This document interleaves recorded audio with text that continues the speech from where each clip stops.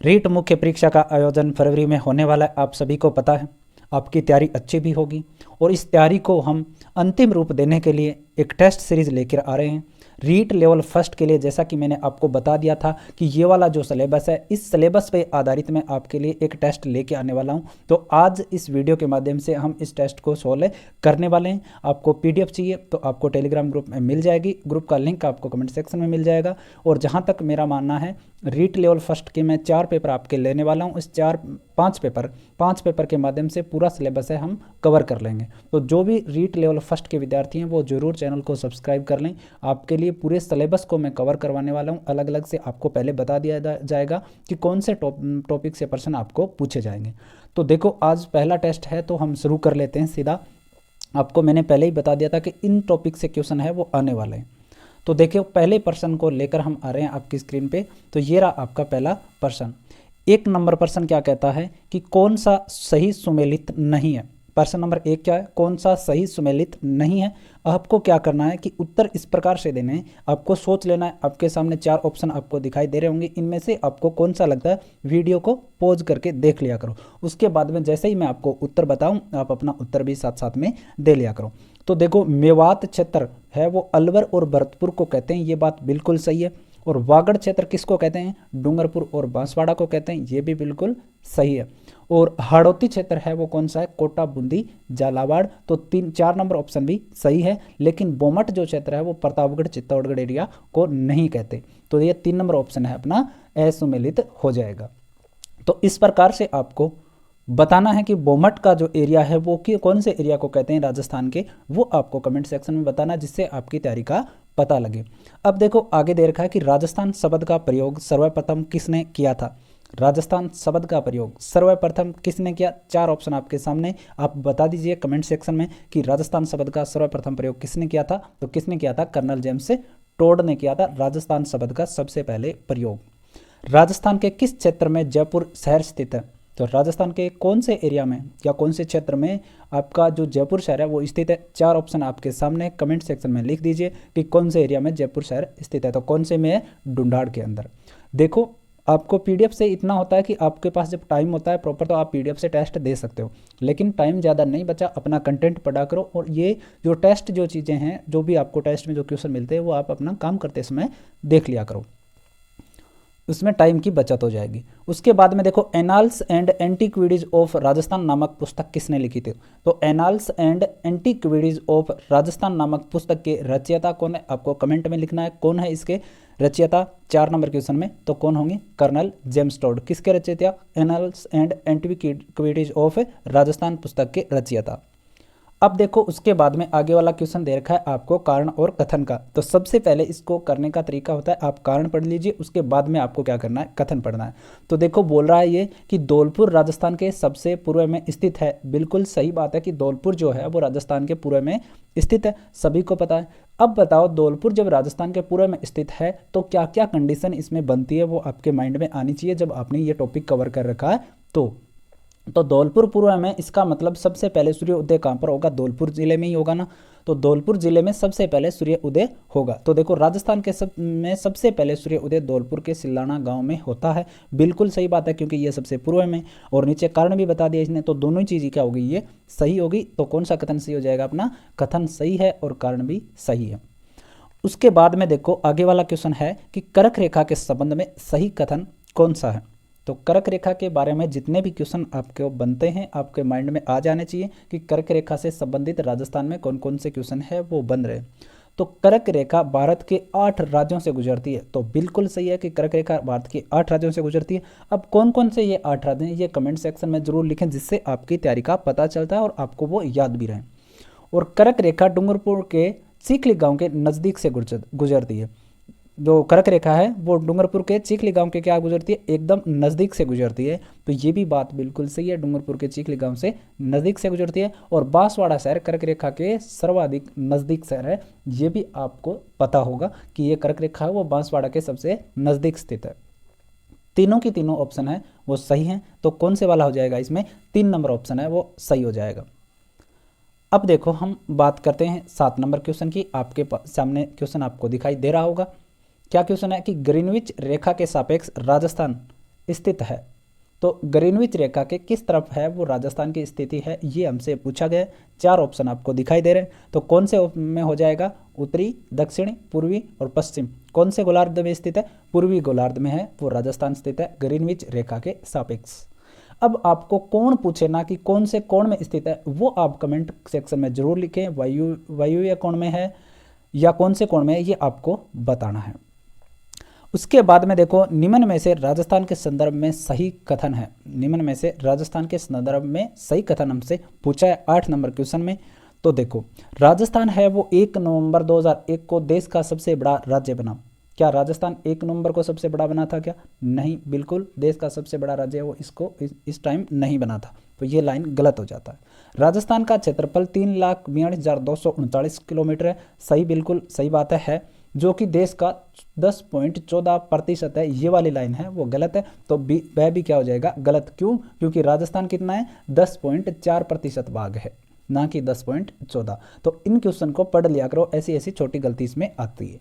उसके बाद में देखो, हमें दे रखा है कि 2011 में राजस्थान की जो कुल जनसंख्या है वो 6,85,48,437 थी। बिल्कुल सही बात है कि राजस्थान की जनसंख्या 6.85 करोड़ थी 2011 में। तो केवल कौन सा सही? इसमें केवल 4, जो 3 नंबर ऑप्शन है वो सही है। तो इसमें कौन सा सही हो जाएगा? केवल 4, जिसमें सही है। उसके बाद में देखो, हम आगे वाला क्वेश्चन करते हैं।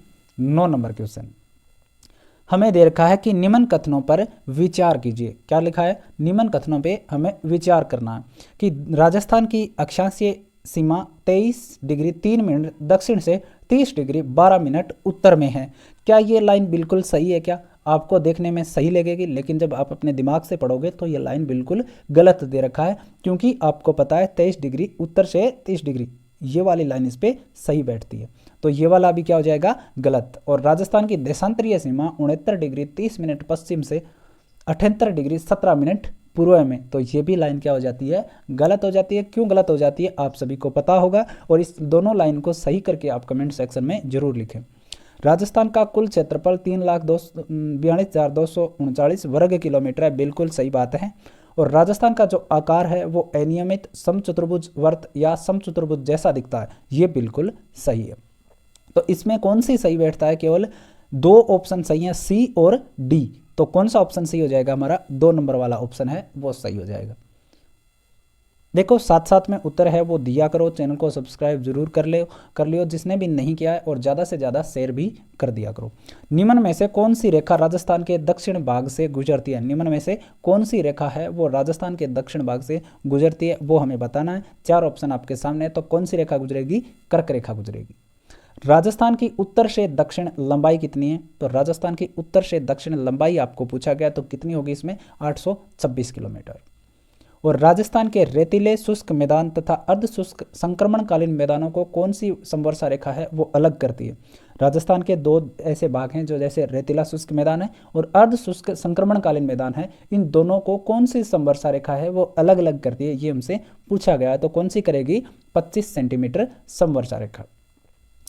उसके बाद में 13 नंबर क्वेश्चन देखो दे रखा है। एक तरफ दे रखी है आपको बरखान, लाठी सीरीज, इसेलबर्ग, पलाया, और ये आपको पूछा है कि ये क्या चीज़ होती हैं। तो देखो, बरखान क्या होते हैं? बरखान होते हैं बालू का स्तूपों का एक प्रकार होता है। बालू का जो स्तूप बनते हैं राजस्थान के अंदर, उनमें एक प्रकार है कौन सा? बरखान तरह का बालू का स्तूप। लाठी सीरीज क्या होती है, या लाठी श्रृंखला क्या होती है? एक भूगर्भिक जल पट्टी होती है, आप सभी को पता है। और इसेलबर्ग क्या है? आबू पर्वत खंड का एक भाग, या हम कह सकते हैं कि आबू पर्वत खंड ही को हम इसेलबर्ग भी कह सकते हैं। पलाया क्या होती हैं? शुष्क झीलें होती है। तो ये वाले ऑप्शन है वो मिल जाते हैं। तो ए का मिलान किससे होता है? 2 से, और बी का मिलान 4 से। तो ए नंबर वाला ऑप्शन है वो सही हो जाएगा। उसके बाद में देखो, हमसे पूछा है कि मुकंदरा की पहाड़ियाँ स्थित है। 14 नंबर क्वेश्चन में क्या पूछा है कि मुकंदरा की पहाड़ियाँ स्थित है 14 नंबर में। तो कहाँ स्थित है? हड़ौती के पठार में स्थित है मुकंदरा की पहाड़ियाँ। तो आप साथ साथ में प्रश्न कर रहे भी होंगे। आप जब भी कोई काम करते हो तो वीडियो को देखा करो, जिससे आपके टाइम की भी बचत होगी, और ज़्यादा से ज़्यादा इस टाइम आप अपने बुक को पढ़ने में दें, जिससे आपको फ़ायदा होगा। उसके बाद में देखो बांसवाड़ा डूंगरपुर के मध्य के भूभाग को किस नाम से जाना जाता है। बांसवाड़ा और डूंगरपुर के मध्य का जो भाग है उसको किस नाम से जाना जाता है। 15 नंबर क्वेश्चन में हमें पूछा है, तो किस नाम से जाना जाता है, मेवल के नाम से जाना जाता है। बांसवाड़ा और डूंगरपुर के मध्य का जो भाग है उसको।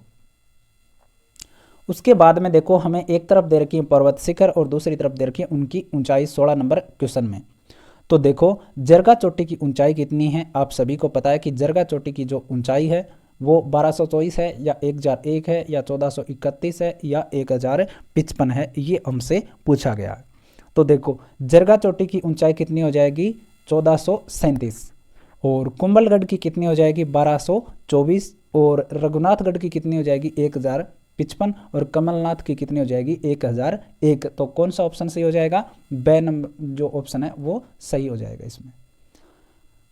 उसके बाद में देखो हम आगे वाले क्वेश्चन को देखें तो हमें दे रखा है कि 17 नंबर क्वेश्चन हमें देखना है कि हाड़ौती में विस्तृत अर्धचंद्राकार पहाड़ियां कौन सी है। जो हाड़ौती में जो अर्धचंद्राकार पहाड़ियां पाई जाती है वो कौन सी है, ये हमसे पूछा गया 17 नंबर में। तो कौन सी है, बूंदी व मुकुंदरा की जो पहाड़ियां हैं वो अर्धचंद्राकार पहाड़ियां हैं। राजस्थान की निम्न पर्वत चोटियों को ऊंचाई के क्रम में व्यवस्थित करना है। तो राजस्थान की चोटियां दे रखी है और उनको क्या करना है, ऊंचाई के बढ़ते हुए क्रम में व्यवस्थित करना है। तो देखो इसमें गुरु शिखर, अचलगढ़, कुंभलगढ़ और तारागढ़ ये चोटियां हमें दे रखी है। तो देखो सबसे जो जिसकी कम ऊंचाई है वो किसकी हो जाएगी, तारागढ़ की, तो 1 नंबर हो जाएगा। उसके बाद में 2 नंबर कुंभलगढ़ की 1224, उसके बाद में अचलगढ़ हो जाएगी 3 नंबर और उसके बाद में गुरु शिखर हो जाएगी। तो आपको कौन सा ऑप्शन सही हो जाएगा, इसमें बी वाला ऑप्शन है वो सही हो जाएगा। उसके बाद में देखो हमें दे रखा है कि भाषा एवं लिपियों का ज्ञान, लोहे का व्यापक प्रयोग किस काल की विशेषताएं हैं। भाषा एवं लिपियों का ज्ञान है वो लोहे का व्यापक प्रयोग, ये दोनों चीज़ें हैं वो कौन सी काल की विशेषताएं, ये हमसे पूछा गया। तो कौन से काल की विशेषताएं हैं, ऐतिहासिक काल की विशेषताएं। रंगमहल सभ्यता कहाँ पर स्थित है, हनुमानगढ़ के अंदर स्थित है और उत्खनन करता इसका हमसे पूछा है कि इसका उत्खनन करता है वो कौन होगा। तो रंगमहल सभ्यता कहाँ पर स्थित है, हनुमानगढ़ के अंदर। कौन सी नदी के किनारे, कमेंट सेक्शन में जरूर लिखें। और इसके उत्खनन करता कौन है, डॉक्टर हानिफ। उसके बाद में देखो कालीबंगा सभ्यता के लोग निम्न में से किस जानवर से परिचित नहीं थे। जो कालीबंगा जो सभ्यता है वहाँ के जो लोग थे वो कौन से जानवर से परिचित नहीं थे, ये हमसे पूछा। तो कौन से नहीं थे, घोड़े से परिचित नहीं थे। उसके बाद में देखो हम आगे वाले क्वेश्चन की हम बात करें तो हमें क्वेश्चन दे रखा है कि KUR केनेडी के अनुसार कालीबंगा सभ्यता के पतन का कारण क्या है। जो कालीबंगा सभ्यता के पतन के अनेक कारण हैं, अलग अलग जो विद्वान हैं उन्होंने दिए हैं। उनमें से KUR जो केनेडी थे उन्होंने क्या बताया था कालीबंगा सभ्यता के पतन का कारण, वो हमसे पूछा गया है। तो क्या बताया था कि इन्होंने बताया था कि प्राकृतिक आपदा या महामारी के कारण क्या हुआ था, कालीबंगा का पतन हो गया था। किस सभ्यता स्थल को एक जैसी विशेषताओं के कारण कालीबंगा प्रथम के नाम से जाना जाता है। तो देखो जो कालीबंगा सभ्यता है उनसे मिलती जुलती जहाँ पर विशेषताएं हैं और उसको क्या कहा जाता है, कालीबंगा प्रथम के नाम से। तो ऐसी कौन सी सभ्यता है वो हमसे पूछा है। तो कौन सी सभ्यता है, सोंथी सभ्यता को कालीबंगा प्रथम के नाम से जाना जाता है। आहड़ सभ्यता के उत्खनन से संबंधित नहीं है। तो हमसे क्वेश्चन क्या पूछा है कि आहड़ सभ्यता के जो उत्खनन है उससे संबंधित जो व्यक्ति नहीं है वो हमसे पूछा गया। तो देखो अक्षय कीर्ति व्यास ये उत्खनन से संबंधित है। उसके बाद में रतन चंद्र अग्रवाल का भी संबंध उत्खनन से संबंधित है। अक्षय कीर्ति व्यास, रतन चंद्र अग्रवाल दोनों का है। और आगे वाले वो ऑप्शन भी हमें देख लेते हैं। तो देखो 24 नंबर में हम देख लेते हैं HD सांकलिया और विजय कुमार, हमें 2 ऑप्शन और दे रखे। तो HD सांकलिया भी उत्खनन से संबंधित है आहड़ से, लेकिन विजय कुमार है वो उत्खनन से संबंधित नहीं है आहड़ सभ्यता के। तो ये वाला ऑप्शन अपना सही हो जाएगा। उसके बाद में देखो हमसे पूछा है कि आहड़ सभ्यता एक किस प्रकार की सभ्यता थी। आहड़ सभ्यता है वो किस प्रकार की सभ्यता थी, ये हमसे पूछा है। तो किस प्रकार की सभ्यता थी आहड़, ताम्र पाषाण युगीन सभ्यता। आहड़ सभ्यता किस प्रकार की, ताम्र पाषाण युगीन सभ्यता। आहड़ सभ्यता से संबंधित विशेषता नहीं है। आहड़ सभ्यता जो है उससे संबंधित विशेषता कौन सी नहीं है, ये हमसे पूछा है। तो यहाँ के निवासी काले लाल मर्द भंड का उपयोग नहीं करते थे, ये जो लाइन है वो आहड़ सभ्यता से संबंधित विशेषता नहीं है। क्योंकि आहड़वासी कच्ची ईंटों के मकान बनाते थे। बिल्कुल सही है कि आहड़वासी है वो कच्ची ईंटों से मकान बनाते थे और यहाँ पर सार्वजनिक कार्यक्रम का आयोजन किया जाता था जिसमें भोजन भी बनाने की परंपरा थी और यहाँ से क्या मिले, चूल्हे मिले। और यहाँ के निवासी तांबे के धातु का उपयोग अधिक करते थे। तो ये तीनों चीज़ें सही है, लेकिन ये गलत है कि यहाँ के काले और लाल मर्दबांड का उपयोग नहीं करते थे, क्योंकि करते थे। तो ये हो जाएगा। उसके बाद में देखो, अनाज रखने के बड़े मर्दबांड जिन्हें गोरे या बंकोठे कहा जाता है किस प्राचीन सभ्यता से प्राप्त हुए। सबसे पहले एक क्वेश्चन ये बन रहा है कि गोरे और बंकोठे है वो क्या चीज़ होते हैं, क्या चीज़ होते हैं, अनाज रखने के बड़े मर्दबांड होते हैं। और ये किस सभ्यता से प्राप्त हुए हैं ये हमसे पूछा है, तो किससे हुए हैं, आहड़ सभ्यता से प्राप्त हुए हैं। उसके बाद में देखो आपको आगे क्वेश्चन दे रखा है कि निम्न में से कौन से सभ्यता स्थल को स्थानीय भाषा में धूलकोट कहा जाता है। ऐसी कौन सी सभ्यता है जिन्हें स्थानीय जो नाम है उसका वो धूलकोट है 28 नंबर में। तो कौन सी का, आहड़ सभ्यता का। दो मुंह का चूल्हा व बहुत प्रकार के बर्तन के साथ सील, बट्टा व पेन निम्न में से किस सभ्यता स्थल की खुदाई से मिले। तो दो मुंह का चूल्हा, पेन और बट्टा, सील बट्टा कौन सी सभ्यता से प्राप्त हुए हैं ये हमें से पूछा गया था। कौन से हुए हैं, आहड़ से प्राप्त हुए हैं। उसके बाद में देखो, आहड़ सभ्यता के लोग निम्न में से किस धातु से परिचित है वो नहीं थे। तो आहड़ सभ्यता के लोग किस धातु से परिचित नहीं थे, चांदी से परिचित है, वो आहड़वासी नहीं थे। चांदी जो धातु है उससे परिचित ये लोग नहीं थे। किसके, आहड़ सभ्यता के। निम्न में से ताम्रकालीन सभ्यता स्थल नहीं है। तो कौन सा ऐसा जो स्थल है वो ताम्रकालीन नहीं है, ये हमसे पूछा है। तो कौन सा नहीं है, बेराट है, वो ताम्रकालीन नहीं है। प्राचीन गणेश्वर सभ्यता के अवशेष किस नदी से मिले। तो प्राचीन गणेश्वर सभ्यता के अवशेष कौन सी से मिले हैं, कांतली नदी से मिले हैं, सभी को पता होगा। और कांतली नदी है वो कौन कौन से जिलों में बहती है, कमेंट सेक्शन में जरूर लिखें। बाढ़ से बचने के लिए पत्थर के बांध के अवशेष किस सभ्यता स्थल से प्राप्त हुए। बाढ़ से बचने के लिए जो पत्थर के जो बांध बनाए गए थे वो कौन सी सभ्यता से प्राप्त हुए हैं ये हमसे पूछा है। तो कौन सी से हुए हैं, गणेश्वर सभ्यता से हमें प्राप्त हुए हैं। ताम्र युगीन संस्कृतियों की जननी किस सभ्यता स्थल को कहा जाता है। जो ताम्र युगीन संस्कृतियों की जो जननी है कौन सी सभ्यता स्थल को कहा जाता है ये हमसे पूछा है। तो कौन सी को, गणेश्वर सभ्यता को। निम्न कथनों पर क्या करना है, हमें विचार करना है। हमें कथन दे रखे हैं और कौन कौन से सही है वो हमसे पूछा गया है। तो देखो, गोगा जी को जार पीर के नाम से जाना जाता है, बिल्कुल सही बात है। रामदेव जी को पीरों का पीर कहा जाता है, ये भी बिल्कुल सही है। और तेजा जी को दोल्या वीर कहा जाता है, ये भी बिल्कुल सही है। लेकिन पाबू जी को सहसा पीर नहीं कहा जाता, तो केवल डी वाला गलत है। ए, बी और सी क्या है इसमें सही है। तो 35 में कौन सा कोड सही हो जाएगा, इसमें 1 नंबर वाला। उसके बाद में देखो आगे प्रश्न दे रखे हैं 36 नंबर से कि पाबूजी का यशगान जिसे पाबू दणारी वाचना कहा जाता है कौन सी जाति के लोग गाते हैं।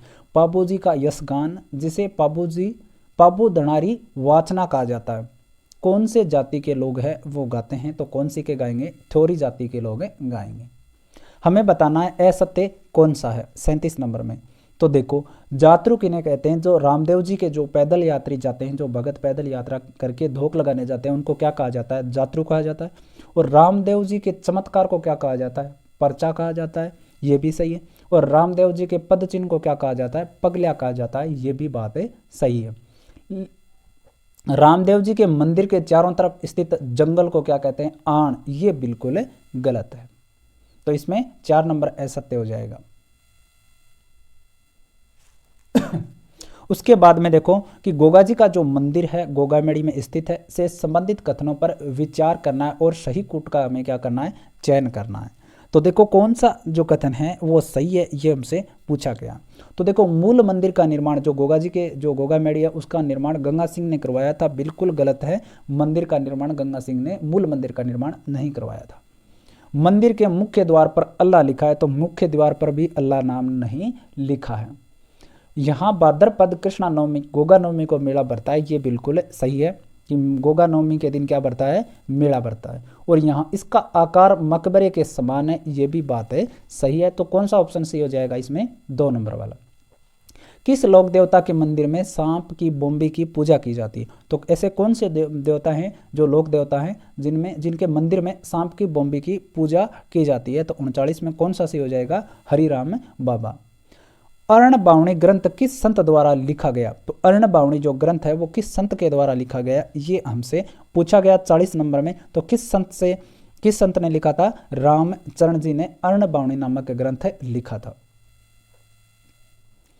उसके बाद में देखो लालदास जी का साहित्य किस बोली में मिलता है? तो लालदास जी का जो साहित्य है वो कौन सी बोली में मिलेगा, ये हमसे पूछा गया। तो कौन सी में मिलेगा? मेवाती बोली में मिलेगा। सर्वंगी तथा अंगबंध ग्रंथ का संबंध है, सर्वंगी ग्रंथ जो है और अंगबंध जो ग्रंथ है उनका संबंध किससे है, ये हमसे पूछा है। तो किससे है? रजबदास जी से संबंधित है। कौन सा एक ग्रंथ चरणदास जी द्वारा नहीं लिखा गया? तो ब्रह्मचरित्र, भक्ति सागर, ज्ञान सरोदय, ये तीनों ग्रंथ तो है वो चरणदास जी के हैं, लेकिन ज्ञान सरोदय है वो चरणदास जी का ग्रंथ नहीं है। उसके बाद में देखो आगे लिखा है कि दादू साहित्य किस भाषा में मिलता है? तो दादू साहित्य किस भाषा में मिलेगा? सिंधुकड़ी भाषा में मिलेगा। निष्कलंकी संप्रदाय के प्रवर्तक संत मावजी से संबंधित असत्य कथन हमें बताना है 45 नंबर क्वेश्चन में कि संत मावजी से संबंधित असत्य कथन कौन कौन से हैं। तो देखो हमें 4 ऑप्शन दे रखे हैं, आपको दिखा देता हूं मैं, और हमें कूट ये बताना है कि कौन कौन से हैं। सीधा दे रखा है ना, तो 4 ऑप्शन हम देख लेते हैं। तो देखो 45 नंबर में पहले तो ये 2 देख लेते हैं। तो इनका जन्म है वो साबला गांव में हुआ था, बिल्कुल सही बात है। संत मावजी का जन्म है वो साबला गांव में हुआ था। इनका ग्रंथ चोपड़ा है, संत मावजी का ग्रंथ चोपड़ा भी है, तो दोनों ये तो सही है। उसके बाद में जो बच गए वो ऑप्शन भी हम देख लेते हैं कि उनमें क्या दे रखा है। इन्होंने भगवान शिव की पूजा की थी और इन्होंने बणेश्वर धाम की स्थापना की, तो बणेश्वर धाम की स्थापना की थी, लेकिन इन्होंने शिव की पूजा है वो नहीं की थी, तो ये वाला ऑप्शन है गलत हो जाएगा। उसके बाद में देखो माधव गौड़ीय संप्रदाय माधवाचार्य के किस दर्शन पर आधारित है? तो जो माधव गौड़ीय जो संप्रदाय है वो माधवाचार्य ने किस दर्शन पर आधारित है वो हमसे पूछा गया है। तो किस दर्शन पर आधारित है? द्वैतवाद दर्शन पर आधारित है माधव गौड़ीय संप्रदाय। कौन से पे? द्वैतवाद पे। उसके बाद में देखो आपसे 47 नंबर क्वेश्चन पूछा गया है कि मीराबाई से संबंधित कथनों पर विचार कीजिए कि कौन से कथन हैं वो असत्य हैं, वो हमसे पूछा है। देखो नीचे लिख रखा है ना, असत्य कूट का चयन करें। तो 47 नंबर में देखो मीराबाई का लालन पालन राव दुद्धा ने किया था, सही बात है, क्योंकि इनके दादाजी थे, इनकी मम्मी का देहांत हो गया था, तो इनका लालन पालन किसने किया था? राव दुद्धा ने किया था। इनका अंतिम समय गुजरात में बीता रणछोड़राय मंदिर में, तो ये भी बात बिल्कुल सही है। और इन पर सर्वाधिक अत्याचार किसने किए थे? विक्रमादित्य ने किए थे, जैसे विष का प्याला और सांप की माला जो है वो इन पर अत्याचार किए गए थे, तो ये भी सही है। और ये मेवाड़ राजकुमार रतन सिंह की पत्नी थी, ये बिल्कुल गलत बात है। किसकी पत्नी थी? राणा सांगा जी के जो बेटे थे, कौन? भोजराज, इनकी वो पत्नी थी। तो ऑप्शन कौन सा सही हो जाएगा इसमें? असत्य केवल डी वाला। उसके बाद में देखो हमसे पूछा है कि कौन सा संप्रदाय सगुण व निर्गुण का मिश्रण माना जाता है? तो कौन सा सगुण और निर्गुण का मिश्रण माना जाता है? चरणदासी संप्रदाय।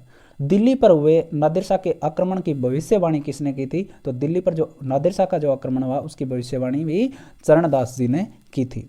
तो 49 नंबर भी हो गया। अब 50 नंबर देखो कि मुख्यमंत्री संबंधित निम्न में से कौन सा कथन असत्य कथन हमें बताना है। मुख्यमंत्री से संबंधित विशेषताएं दे रखी है, तो 50 नंबर में कौन सा सही है और कौन सा गलत ये देखना। राज्यपाल द्वारा औपचारिक नियुक्त होता है, बिल्कुल सही है, राज्यपाल नियुक्त करता है इनको। और विधानसभा में बहुमत दल के सदस्यों द्वारा चुना जाता है, ये भी सही है कि विधानसभा में जो सदस्य होते हैं जो जीत के जाते हैं वही जो उनमें बहुमत होता है कि हम इतने लोग, ज़्यादा लोग जो जिनके पक्ष में होंगे वही क्या बनता है? मुख्यमंत्री। और उसका यह साधारणतः राज्यपाल द्वारा चयनित नहीं, बिल्कुल गलत है कि राज्यपाल इनका चयन नहीं करता। उसका पद पर बना रहना बहुत से कारकों पर निर्भर है, ये बिल्कुल सही बात है। तो भारत के किस राज्य में सर्वप्रथम महिला मुख्यमंत्री बनी थी? तो भारत का ऐसा कौन सा राज्य है जिसमें सबसे पहले महिला मुख्यमंत्री बनी? उत्तर प्रदेश। कौन बनी थी? कमेंट सेक्शन में जरूर लिखें। कौन सा कथन असत्य ये हमें बताना है 52 नंबर क्वेश्चन के अंदर। तो देखो जयनारायण व्यास ने प्रथम विधानसभा चुनाव में 2 सीटों से चुनाव लड़ा लेकिन दोनों सीटों से हार गए, बिल्कुल सही बात है कि जयनारायण जी व्यास 2 सीटों से चुनाव लड़ रहे थे और दोनों ही सीटों से ये चुनाव हार गए थे। कौन सी सीटों से लड़ रहे थे? कमेंट सेक्शन में जरूर लिखें। राजस्थान के प्रथम निर्वाचित मुख्यमंत्री कौन थे? टिक्काराम पालीवाल थे, ये भी सही है कि राजस्थान के निर्वाचित मुख्यमंत्री टिक्काराम पालीवाल। राजस्थान के सर्वाधिक कार्यकाल वाले मुख्यमंत्री मोहनलाल सुखाड़िया व न्यूनतम कार्यकाल वाले हीरालाल देवपुरा, ये भी बिल्कुल सही है कि राजस्थान में सबसे सर्वाधिक काल मोहनलाल सुखाड़िया का और न्यूनतम कार्यकाल हीरालाल देवपुरा का। तो एक ऑप्शन बचा, वो इसमें क्या हो जाएगा, गलत।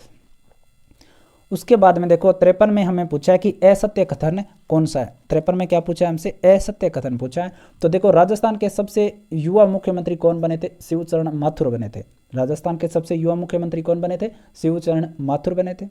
राजस्थान के अल्पसंख्यक मुख्यमंत्री जगन्नाथ पहाड़िया थे, बिल्कुल सही बात है। राजस्थान के अल्पसंख्यक मुख्यमंत्री कौन थे, जगन्नाथ पहाड़िया। और राजस्थान के अनुसूचित जाति के प्रथम मुख्यमंत्री कौन थे, बरकतुल्ला खां थे, ये भी बिल्कुल सही है। लेकिन हरिदेव जोशी है वो 3 बार राजस्थान के मुख्यमंत्री बने, लेकिन एक बार भी कार्यकाल पूरा नहीं कर पाए, ये बात बिल्कुल गलत है।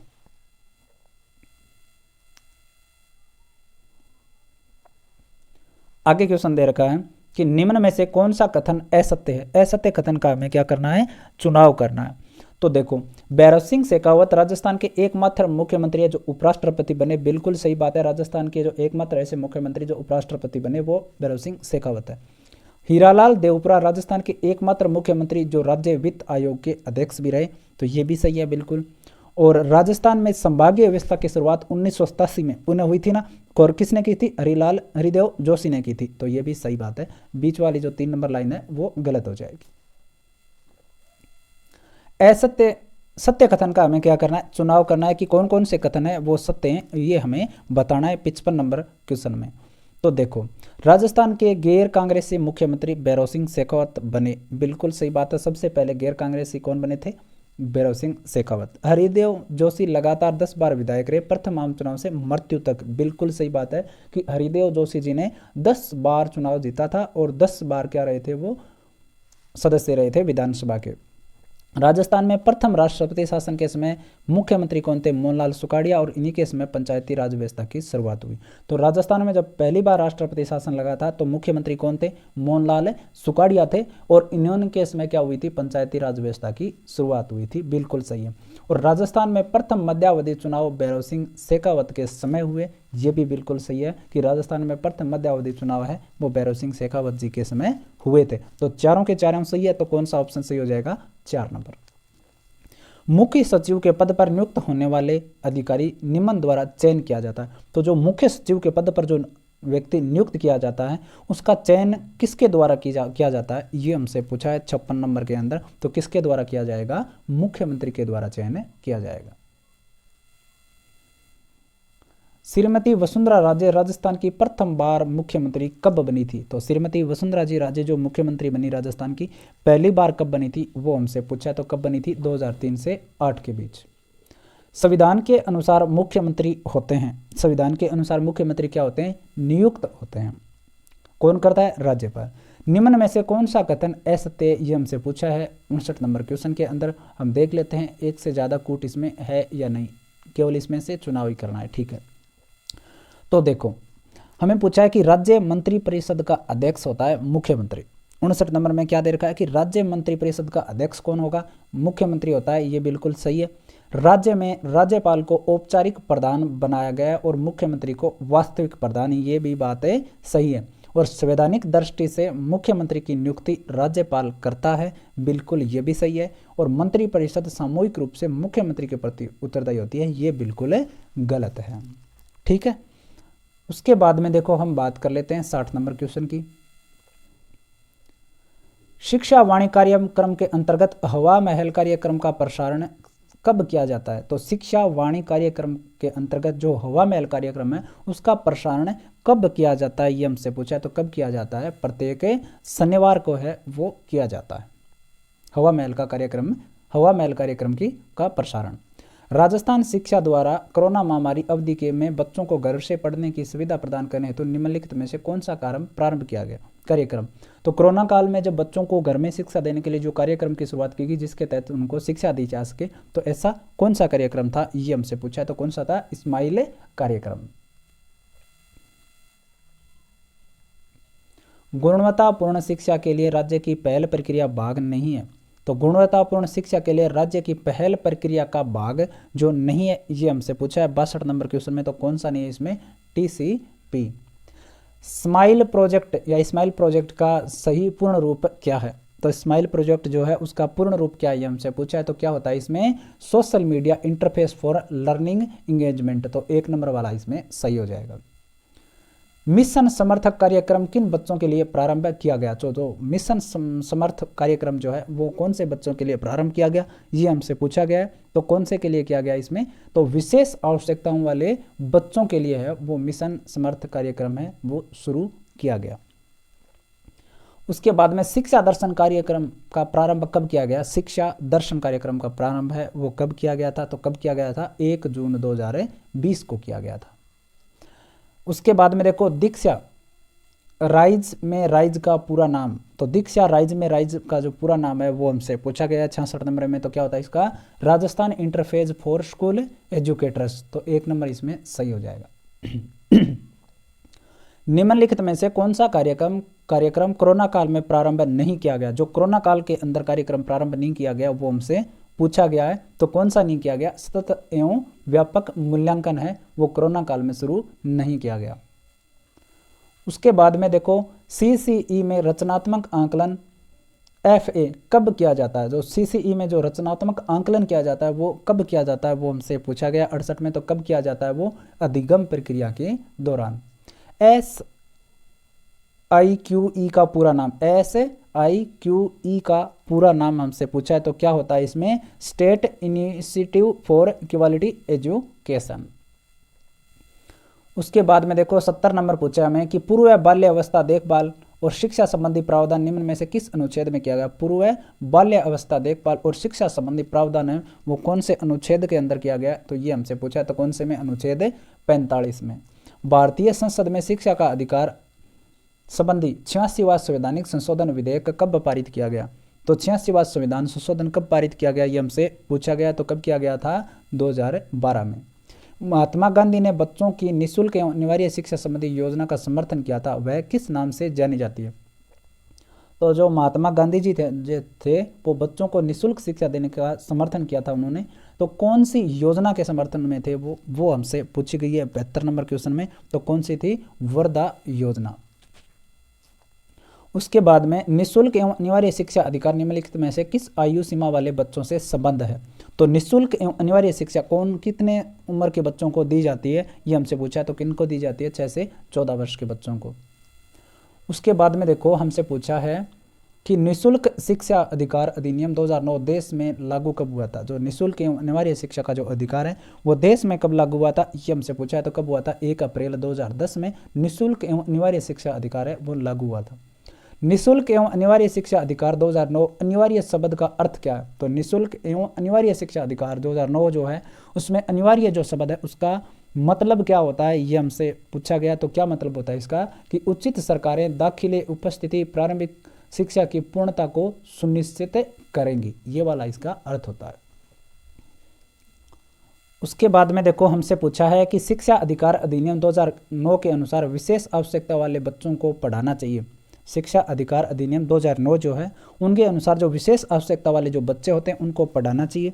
उसके बाद में देखो हमें पूछा है कि किस प्रकार से पढ़ाना चाहिए क्षेत्र में, तो क्षेत्र में किस प्रकार से पढ़ाना चाहिए, समावेशी शिक्षा व्यवस्था में इस प्रावधान के साथ ही उनकी व्यक्तिगत आवश्यकताओं की पूर्ति की जा सके, तो ये ऑप्शन इसमें सही हो जाएगा। उसके बाद में देखो संविधान के किस अनुच्छेद में 6 से 14 वर्ष के बच्चों के लिए निःशुल्क एवं अनिवार्य शिक्षा को मौलिक अधिकार प्रदान किया गया, तो देखो किस अधिकार के तहत शामिल किया गया मौलिक अधिकार ये, तो 77 नंबर में कौन सा ऑप्शन सही हो जाएगा, तो अनुच्छेद 21A के तहत। भारत के शैक्षिक इतिहास में किसने शिक्षा का मौलिक अधिकार संबंधी बिल या धारा या सभा या इंपीरियल काउंसिलिंग में प्रस्तुत किया था, भारत के शैक्षिक इतिहास में किसने शिक्षा का मौलिक अधिकार संबंधी बिल या इंपीरियल काउंसिल में प्रस्तुत किया था, तो कौन ऐसे व्यक्ति थे, 78 नंबर क्वेश्चन में हमसे पूछा है, तो कौन थे इसमें, गोपाल कृष्ण गोखले। निःशुल्क एवं अनिवार्य शिक्षा 2009 को लोकसभा द्वारा पारित कब किया गया, निःशुल्क एवं अनिवार्य शिक्षा 2009 को लोकसभा के द्वारा कब पारित किया गया था, 4 अगस्त 2009 को। उसके बाद में देखो 80 नंबर क्वेश्चन पूछा है कि प्रदेश में नए जिलों के गठन और उनकी आवश्यकता के आंकलन के लिए गठित कमेटी के अध्यक्ष हैं। प्रदेश में जो नए जिलों का जो गठन किया जा रहा है अभी, उस कमेटी के जो अध्यक्ष है वो हमसे पूछा है कि कौन अध्यक्ष है इस कमेटी के, तो कौन है इसमें, राम लुभाया कमेटी का गठन किया गया है। राजस्थान के किस जिले से केंद्र सरकार की पीएम वाणी योजना का शुभारंभ हुआ? तो राजस्थान का ऐसा कौन सा जिला है जहां से पीएम वाणी कार्यक्रम का या योजना का शुभारंभ हुआ था 81 नंबर में? तो प्रतापगढ़ के अंदर। मार्च 2022 को विधानसभा में पारित राजस्थान राज्य अनुसूचित जाति और जनजाति विकास निधि विधेयक के तहत कितनी राशि कोष बनाया गया? तो जो राजस्थान का जो अनुसूचित जाति और जनजाति विकास निधि विधेयक है उसके तहत कितनी राशि का कोष बनाया गया, ये हमसे पूछा गया है। तो कितने का? 500 करोड़ का। केंद्र सरकार के स्वच्छता सर्वेक्षण 2021 में राजस्थान का कौन सा स्थान है? तो स्वच्छता सर्वेक्षण में राजस्थान का स्थान कौन सा, ये हमसे पूछा गया। तो कौन सा इसमें? 12वां स्थान है स्वच्छता में। राष्ट्रीय विज्ञान दिवस 2022 के अवसर पर राज्य के किस शिक्षाविद को विक्रम साराभाई वैज्ञानिक पुरस्कार से सम्मानित किया गया? तो राष्ट्रीय विज्ञान दिवस 2022 के अवसर पर ऐसे कौन से शिक्षाविद हैं जो विक्रम साराभाई वैज्ञानिक पुरस्कार से उनको सम्मानित किया गया? तो कौन से हैं? जीएस मिनारिया है, उनको सम्मानित किया गया। रामदयाल शर्मा को किस क्षेत्र में योगदान हेतु पद्मश्री सम्मान 2022 पुरस्कार दिया गया?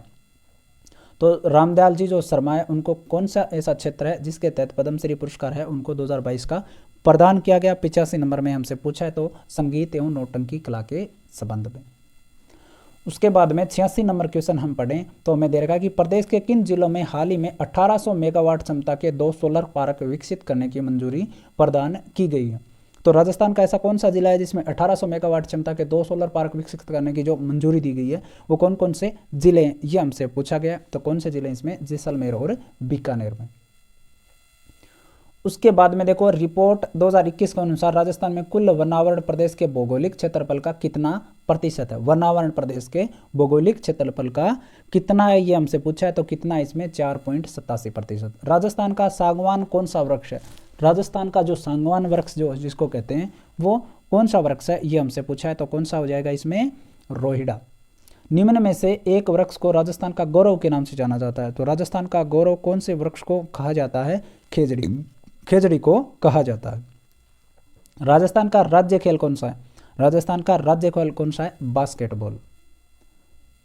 उसके बाद में देखो हम बात करें आगे, निम्न में से किस विकल्प में जातिवाचक संज्ञा है? तो ऐसा कौन सा विकल्प है जिसमें जातिवाचक संज्ञा है, ये हमसे पूछा है। तो किसमें है? प्रार्थनाएं में। निम्न में से किस विकल्प में सर्वनाम से बनी हुई भाववाचक संज्ञा? तो ऐसा कौन सा विकल्प है जिसमें भाववाचक संज्ञा से बनी हुई सर्वनाम है? तो कौन सी है इसमें? ममत्व है, वो भाववाचक संज्ञा से बनी सर्वनाम है। चंबल राजस्थान की गंगा है, वाक्य में रेखांकित शब्द है। जो गंगा है वो शब्द है, वो किस प्रकार का शब्द है, ये हमसे पूछा है। तो किस प्रकार का शब्द है? जातिवाचक संज्ञा है। 93 नंबर क्वेश्चन में कौन सा हो जाएगा? जातिवाचक संज्ञा। निम्न में से किसे व्यक्तिवाचक संज्ञा नहीं है? निम्न में से ऐसा कौन सा जो शब्द है वो जातिवाचक संज्ञा नहीं है, वो हमसे पूछा है। तो कौन सा नहीं है? कुमारी। भिन्न संज्ञा युक्त विकल्प छंटी, ऐसा शब्द बताइए जिनमें जो अलग संज्ञा रखता हो 95 नंबर क्वेश्चन में। तो कौन सा हो जाएगा इनमें? दौड़। बाकी सोना पीना वृक्ष, सोना पीना और वृक्ष है वो एक ही संज्ञा से संबंधित है, बाकी दौड़ है वो इसमें गलत हो जाएगा, 95 में भिन्न हो जाएगा। भाषा सीखने का प्रथम चरण है, भाषा सीखने का प्रथम चरण कौन सा होता है? सुनना। शुद्ध सुनने का प्रभाव नहीं है, शुद्ध सुनने का प्रभाव नहीं है, ये हमसे पूछा है। तो शुद्ध सुनने का प्रभाव क्या नहीं है? कल्पना की शुद्धता। भाषा शिक्षण में बोलना है, भाषा शिक्षण में बोलना है, मानक है शुद्ध उच्चारण। बोलना है, बोलना क्या है, ये हमसे पूछा है 99 में। तो अभिव्यक्ति कौशल। उसके बाद में देखो इंग्लिश के क्वेश्चन आपके सामने दे रखे हैं।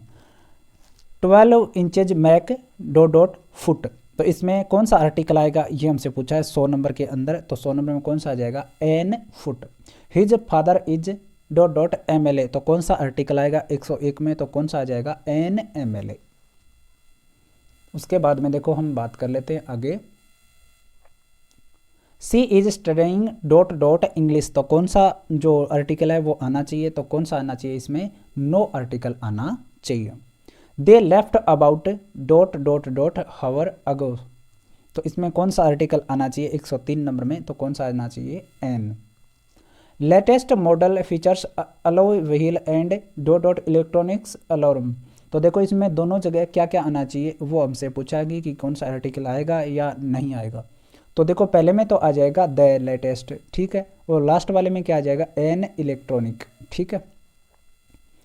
उसके बाद में हमसे पूछा है, देखो क्वेश्चन लिखा है और हमें 4 ऑप्शन दे रखे हैं कि mother tongue your influence can be effectively minimised in the classroom by, ये हमसे पूछा गया है। तो देखो इसमें 105 में कौन सा ऑप्शन सही हो जाएगा, giving input from the target language in a simple graded manner, ये वाला इसमें सही हो जाएगा। The type of teacher considered under arrangeable is one who, तो इसमें कौन सा ऑप्शन सही होना चाहिए 106 नंबर के अंदर, तो 106 में कौन सा हो जाएगा, 1 नंबर वाला, stand in one position and lecture. उसके बाद में देखो 7 नंबर में हम देख लेते हैं कि which one of the following is not included under the principles of English teaching, तो इसमें से कौन सा मिले नहीं है 107 नंबर में, तो कौन सा option, the principle of uprooting from a culture. 3 number, the criteria to choose a particular course for a particular class is called, तो 108 में कौन सा सही हो जाएगा, 1 number, the principle of selection. अब देखो कुछ मैथ के क्वेश्चन है कि निम्न में से कौन सा कथन है वो गलत है, ये हमसे पूछा है 109 नंबर में, तो इसमें कौन सा कथन गलत हो जाएगा। तो देखो एक न तो भाज्य है और न अभाज्य बिल्कुल सही है, 0 न धनात्मक है और न ही ऋणात्मक है, ये भी सही है, √3 एक अपरिमेय संख्या है, ये भी सही है। तो यदि a इंटू बी सम है तो a इंटू बी हमेशा सम होगा, ये गलत है, इसमें हो जाएगा। तो देखो कोई भी a इंटू बी पूछा इसने, जैसे देखो 2 इंटू 3 6 हो गया, ठीक है, तो a और b हमेशा सम हो सकते हैं क्या, नहीं ना, a तो क्या हो गया 2 तो सम हो गया, 3 क्या हो गया विषम हो गया, और √3 आपको सभी को पता है अपरिमेय संख्या है। उसके बाद में पूछा है कि यदि x 2 अभाज्य संख्याओं x1 और x2 का गुणनफल है तो x के बारे में क्या कहा जाता है। तो देखो x1 इंटू x2 हमें क्या पूछा, देखो मैं ठीक से लिख देता हूँ, x1 इंटू x2 जो लिख रखा है इन्होंने x लिख रखा है, ये लिख रखा है, और इन दोनों के बारे में क्या कहा है कि ये दोनों ही क्या है, अभाज्य संख्या है, अभाज्य संख्या जिनमें खुद के अलावा किसी का भाग नहीं जाता हो, जैसे 3 हो गया 7 हो गया, इसका गुणनफल क्या आ जाएगा 21। तो x के बारे में हमसे पूछा है कि x जरूर विषम होगा, हाँ ठीक है होगा विषम, x जरूर सम होगा। देखो इन्हें पूछा है, इन्होंने बताया कि हमेशा हर बार वही होगा, x के 4 गुणनखंड होंगे, तो ये भी सही है कि x 1 इंटू 3 इंटू में 1 इंटू में 7, ये भी ठीक है, 1 व दोनों सही हैं। तो इसमें 110 नंबर के अंदर हमें बताया 110 नंबर में कौन सा ऑप्शन सही हो जाएगा, तो कौन सा हो जाएगा इसमें कि x के 4 गुणनखंड होंगे निश्चित रूप से। उसके बाद में देखो हमें पूछा है कि निम्नलिखित का मान क्या होगा, शायद मेरे हिसाब से केवल जोड़ और गुणा करना है। सबसे पहले जो आपको कोष्टक में जो चीज़ें दे रखी है वो कर लीजिए, उसके बाद में आपका सोल है वो आराम से हो जाएगा। उत्तर आपको मैं बता देता हूँ, तो 3 नंबर ऑप्शन है वो इसमें सही हो जाएगा, तो ठीक है। उसके बाद में देखो हमें दे रखा है कि 7 की पावर 13 इंटू 11 की पावर 25 इंटू में 13 की पावर 36 बटा में 7 की पावर 6 इंटू 11 की पावर 17 इंटू 13 की पावर 12 में अभाज्य गुणनखंडों की संख्या क्या होगी। तो सबसे पहले तो जो कट रहे हैं उनको काट दो, जैसे 7 की पावर 13 है, नीचे 7 की पावर 6, तो ऊपर क्या बच जाएगा 7 की पावर 7। उसके बाद में 11 की पावर 17 और 11 की पावर 25, तो कितना बच जाएगा 11 की पावर 8। उसके बाद में 13 की पावर 36 और 13 की पावर 12, तो कितना बच जाएगा 13 की पावर 24। तो कितने बच रहे हैं इसमें 39 बच रहे हैं, तो ऑप्शन सही। 1 से 100 के मध्य जुड़वां अभाज्य युग्म कितने होंगे, तो जुड़वां अभाज्य युग्म को कितने हो सकते हैं 1 से लेकर 100 तक। तो देखो कैसे हो जाते हैं जुड़वां युग्म, जैसे देखो 3 और 5 अभाज्य युग्म है। उसके बाद में आप बात करोगे तो 5, 6 और 7, 5 और 7 भी हैं। उसके बाद में देखो 7, 8, 9, 10 यहाँ तक नहीं है कोई भी, 11 क्योंकि जुड़वा नहीं है ना 11। उसके बाद में बहुत सारे बीच में 11 और 13 भी है, अभाज्य तभी तो होंगे ना, एक बीच में छोड़ता जाएगा। तो इस प्रकार से कितने होते हैं 8 होते हैं, तो 1 नंबर वाला इसमें क्या हो जाएगा सही हो जाएगा 113 में। उसके बाद में देखो हमें दे रखा कि बालकों में तर्क व चिंतन शक्ति के विकास हेतु किस विधि का उपयोग आवश्यक है। तो बालकों में तर्क और चिंतन शक्ति के विकास हेतु कौन सी विधि का उपयोग आवश्यक है, ये हमसे पूछा है 114 नंबर में। तो कौन सी विधि का, विश्लेषण विधि का। निम्न में से आगमन विधि का गुण है, तो आगमन विधि का गुण है वो हमसे पूछा है कि यह ज्ञान का सामान्यीकरण हेतु उपयुक्त विधि है, बिल्कुल। यह विशिष्ट से सामान्य की ओर प्रेषित है, ये भी सही है। और यह उदाहरण से नियम को समझाती है, ये भी सही है। तो चारों इसमें सही है।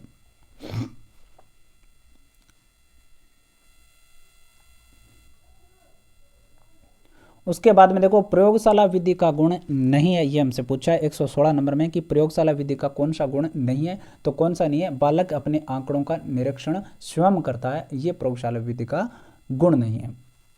निरीक्षण स्वयं तो क्यों करेगा, क्योंकि जो कोई भी अगर आप प्रयोगशाला में आप काम कर रहे हो तो उनका निरीक्षण कौन करता है, टीचर करता है। बालकों को कम से कम बताना चाहिए कि उन्हें अधिक से अधिक स्वयं सोच निकालने के लिए प्रेरित करना चाहिए, सिद्धांत लागू होता है। तो 117 में कौन सा सिद्धांत लागू होगा, ह्यूरिस्टिक विधि सिद्धांत लागू होगा। कोशिका में कौन सा अंग दोहरी झिल्ली द्वारा घिरा रहता है, तो कौन सा ऐसा अंग है जो दोहरी झिल्ली से घिरा रहता है, तो कौन सा होता है इसमें, लवक, माइटोकॉन्ड्रिया और केंद्रक, तीनों ही होते हैं इसमें। उसके बाद में देखो कोशिका हेतु असत्य कथन है, कोशिका के लिए असत्य कथन कौन सा है, तो कौन सा हो जाएगा कि कोशिका प्रत्येक निर्जीव की संरचनात्मक एवं क्रियात्मक इकाई होती है, तो ये असत्य कथन है। निम्न में से किस जीव की कोशिका के केंद्रक में मिलने वाला पदार्थ केंद्राभ के रूप में होता है, तो ऐसी कौन सी, निम्न में से किस जीव की जो कोशिका है कि केंद्रक में मिलने वाला जो पदार्थ है वो केंद्राभ के रूप में होता है, ये हमसे पूछा गया है 120 में। तो कौन से, जीवाणु की कोशिका के केंद्रक में। निम्न में से किस सजीव की कोशिका भित्ति काइटिन और पॉलीसेकेराइड से बनी होती है, काइटिन और पॉलीसेकेराइड से किसकी जो कोशिका झिल्ली है वो बनी होती है, तो किसकी बनी होती है, 121 नंबर में कवक की। निम्न में से कोशिका के किस अंग का संबंध श्वसन से, तो कोशिका के कौन से अंग का संबंध है वो श्वसन से, ये हमसे पूछा है, तो कौन से का हो जाएगा, माइटोकॉन्ड्रिया। छात्रों में तथ्यात्मक चिंतन पद्धति किस विकसित करने में सर्वाधिक योग दे सकता है, छात्रों में तथ्यात्मक चिंतन पद्धति विकसित करने में सर्वाधिक योगदान कौन दे सकता है, ये हमसे पूछा गया है, तो कौन दे सकता है, विज्ञान शिक्षण। बालकों को कम से कम बताने और उन्हें स्वयं अधिक से अधिक खोज करने के लिए प्रेरित करना किस विधि का प्रमुख महत्व है, तो कौन सी विधि का प्रमुख महत्व है, बालकों को अधिक से अधिक प्रेरित करना, खोज विधि का। निम्न में से कौन से तथ्य प्रयोगशाला विधि के लिए महत्वपूर्ण नहीं है, ऐसा कौन सा तथ्य है जो प्रयोगशाला विधि में ज़्यादा महत्वपूर्ण नहीं है, तो इसमें कौन सा हो जाएगा कि अल्प आयु के बालक जल्दी सीख सकते हैं, ये वाली चीज़ है वो इसमें महत्वपूर्ण नहीं है। प्रयोजना विधि में कितने मुख्य सोपान प्रयुक्त होते हैं, तो कितने मुख्य सोपान प्रयुक्त होते हैं 126 में, तो कितने हो जाएंगे इसमें, 4। राजस्थान का नामकरण किसने अपनी प्रसिद्ध कृति में किया, राजस्थान नामकरण किसने अपनी प्रसिद्ध कृति में किया था, ये हमसे पूछा है, तो जनरल जेम्स टोड ने। राजस्थान का अक्षांशीय विस्तार कितना होता है, 128 नंबर में पूछा है कि राजस्थान का अक्षांशीय विस्तार कितना होगा, 23 डिग्री 3 मिनट उत्तरी अक्षांश से 23 डिग्री 12 मिनट उत्तरी अक्षांश। राजस्थान का क्षेत्रफल निम्न में से किस देश के लगभग समान है, तो राजस्थान का क्षेत्रफल किस देश के समान होगा, जापान के।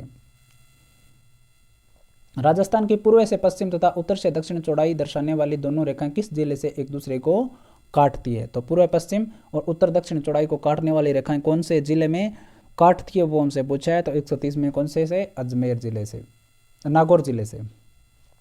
निम्नलिखित में न्यूनतम जनसंख्या वाला संभाग कौन सा है, न्यूनतम जनसंख्या वाला संभाग 131 नंबर में, तो कौन सा हो जाएगा, कोटा। सामाजिक अध्ययन मनुष्य तथा उसके वातावरण से संबंधित क्रियाओं का अध्ययन है, उपयुक्त परिभाषा किसने दी, सामाजिक अध्ययन है वो मनुष्य तथा उसके वातावरण से संबंधित क्रियाओं का अध्ययन है, ऐसी परिभाषा है वो किसने दी थी 132 में, तो जॉन माइकेलिस ने दी थी। मुख्यतः सामाजिक अध्ययन बल देता है, मुख्यतः सामाजिक अध्ययन है वो बल देता है मानव संबंधों पर। स्वतंत्र भारत में सामाजिक विषय का प्रतिपादन किया, तो स्वतंत्र भारत में सामाजिक विषय का प्रतिपादन किसने किया था, तो मुदालियर आयोग ने किया था। किसके अनुसार सामाजिक अध्ययन मानवीय संबंधों का अध्ययन है, तो सामाजिक अध्ययन मानवीय संबंधों का अध्ययन है, ये किसके अनुसार है, 135 में जोरो लिमेक के अनुसार। वर्तमान शिक्षा का मुख्य केंद्र बिंदु है, वर्तमान शिक्षा का मुख्य केंद्र बिंदु क्या है, बालक। शिक्षा में ई डुको का अर्थ क्या होता है, तो क्या अर्थ होता है, इसमें 4 ऑप्शन आपको दे रखे हैं 137 में, तो क्या हो जाएगा इसमें, आंतरिक शक्तियों को बाहर निकालना। शिक्षा बालक में उन सभी शक्तियों का विकास है जिसमें वह अपनी संभावनाओं को पूर्ण करता है। यह परिभाषा है। शिक्षा बालक में उन सभी शक्तियों का विकास है जिसमें वह अपनी संभावनाओं को पूर्ण करता है। यह परिभाषा किसने दी थी? 138 में जॉन डीवी ने। शिक्षा को एक द्विमुखी प्रक्रिया किसने कहा? शिक्षा को द्विमुखी प्रक्रिया किसने कहा था? 139 नंबर में किसने कहा था? एडम्स ने। दूरस्थ शिक्षा व पत्राचार पाठ्यक्रम किस शिक्षा के उदाहरण है? दूरस्थ शिक्षा और पत्राचार पाठ्यक्रम किस शिक्षा के उदाहरण है? 140 नंबर में हमें पूछा है, तो किस शिक्षा के? निरौपचारिक शिक्षा के। एनसीईआरटी में मनोविज्ञान को किस रूप में परिभाषित नहीं किया गया है? एनसीईआरटी में है जो उसमें जो मनोविज्ञान है वो किस रूप में परिभाषित नहीं की गई? 141 में हमें पूछा है, तो किसमें? चेतना के रूप में। दर्शन शास्त्र से मनोविज्ञान को अलग करने का प्रथम औपचारिक प्रयास किसके द्वारा किया गया? दर्शन शास्त्र को अलग करने के लिए 142 में, तो विलियम जेम्स के द्वारा। मनोविज्ञान के 3 प्रमुख लक्ष्यों में सम्मिलित नहीं है। मनोविज्ञान के जो 3 प्रमुख जो लक्ष्य हैं उनमें कौन सम्मिलित नहीं है? तो निदानात्मक है वो इसमें सम्मिलित नहीं है। लिंडग्रेन ने शिक्षा मनोविज्ञान के क्षेत्र में किसको सम्मिलित नहीं किया? लिंडग्रेन जो है उन्होंने शिक्षा मनोविज्ञान के क्षेत्र में किसको सम्मिलित नहीं किया? ये हमसे पूछा गया है, तो किसको सम्मिलित नहीं किया गया? शिक्षक को सम्मिलित नहीं किया। शिक्षा मनोविज्ञान है, शिक्षा मनोविज्ञान है 145 नंबर में, 3 नंबर हो जाएगा इसमें अनुप्रयुक्त विज्ञान। टेक्नोलॉजी शब्द की उत्पत्ति हुई थी। टेक्नोलॉजी शब्द की उत्पत्ति कब हुई थी? कहाँ से हुई? ग्रीक से। सूचना तकनीकी का उद्देश्य क्या है? सूचना तकनीकी का उद्देश्य क्या है? शिक्षकों की क्षमता बढ़ाना और स्मार्ट स्कूलों की स्थापना करना। 3 से हो जाएगा। निम्नलिखित में से कौन सी सूचना प्रौद्योगिकी शब्दावली नहीं है? तो कौन सी सूचना प्रौद्योगिकी शब्दावली नहीं है ये हमसे पूछा है, तो कौन नहीं है? प्रकाश भंडारण।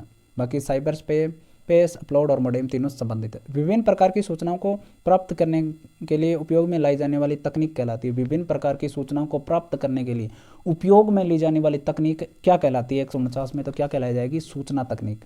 कंप्यूटर से जुड़े सभी भौतिक भाग जिन्हें देख सकते हैं व छू सकते हैं कहलाते हैं, तो क्या कहलाएंगे? हार्डवेयर कहलाएंगे। तो आपको मैंने पूरा पेपर है वो उपलब्ध करवा दिया है। मैं समझता हूँ आप इस वीडियो को पूरा देखोगे और ज़्यादा से ज़्यादा शेयर करोगे, और इसकी PDF चाहिए तो आपको टेलीग्राम ग्रुप में मिल जाएगी। धन्यवाद।